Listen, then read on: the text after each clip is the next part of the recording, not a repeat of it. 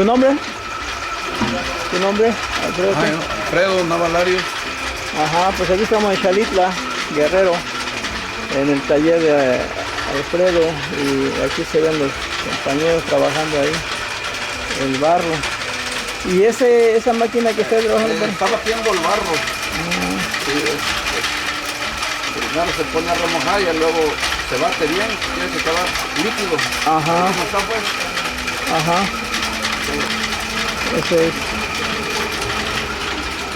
Entonces tienes diferentes figuras, moldes. Sí. Pero lo fuerte son las calaveras. Sí, ¿verdad? Como que ya agarró mucha popularidad. Ahí no hay tenemos mucho pedido de calaveras. De calavera, ¿verdad? Pues está raro de momento, ¿no? Como qué tiempo tiene ya pegando ese calavera. No, ya tendrá como... Bueno, de que nosotros empezamos ya tendrá como unos 3, 4 años. ¿Ah, sí? Sí, pero más antes pues ya la hacían. Ajá. Pero la hacían en otra parte, por allá por Ahuepa, y pues ya los clientes pedían y ahora pues ya se las hacemos aquí. Ajá. Pues aquí les da más cerca a los paisanos. Ándale. Entonces este horno se prende hoy Hoy, y se deja unos 40 minutos aproximadamente.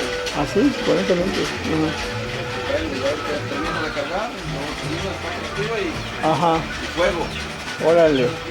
A las 12 de la noche está cocida la pieza. 12 de la noche. Varias horas entonces. Sí. Ya.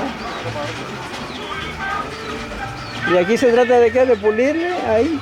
¿Para que quede lisito o qué? ¿Dónde? Para el de fregadera. Sí, pues están trabajando y todo eso. Está bien, ¿eh?